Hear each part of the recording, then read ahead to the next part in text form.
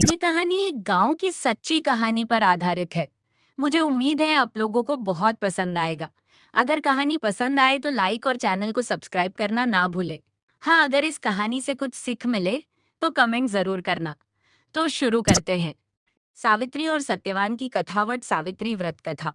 प्राचीन समय की बात है। एक महान और धर्मपरायण राजा थे, राजा अश्वपति। उनके राज्य में सुख शांति थी, लेकिन उन्हें एक ही दुख था। उनकी कोई संतान नहीं थी। संतान प्राप्ति के लिए उन्होंने वर्षों तक कठोर तपस्या की और माता सावित्री देवी की आराधना की।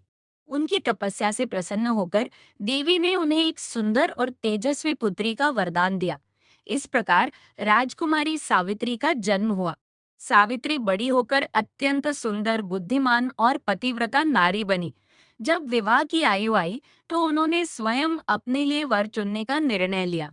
वन में भ्रमण करते हुए उन्हें एक राजकुमार मिला, सत्यवान। सत्यवान बहुत ही धर्मात्मा, वीर और सत्यवादी थे।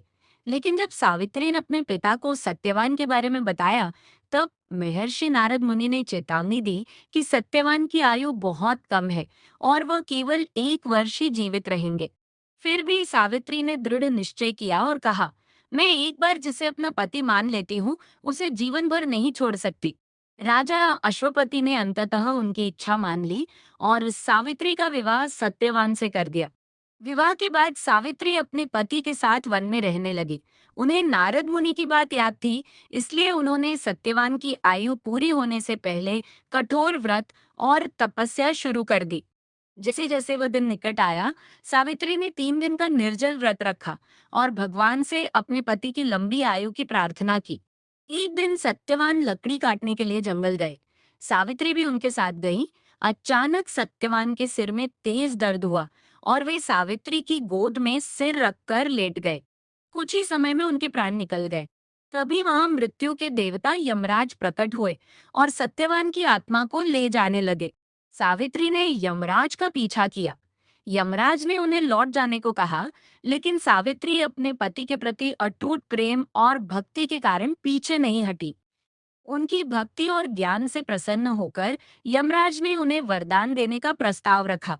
सावित्री ने पहले अपने ससुर की आंखों की रोशनी और राज्य वापस मांगा। फिर अपने पिता के लिए 100 पुत्रों का वरदान मांगा।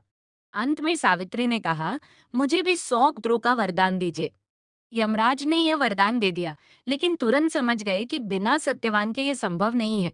उनकी बुद्धिमानी और पतिव्रता धर्म से प्रभावित होकर यमराज ने सत्यवान को जीवन दान दे दिया।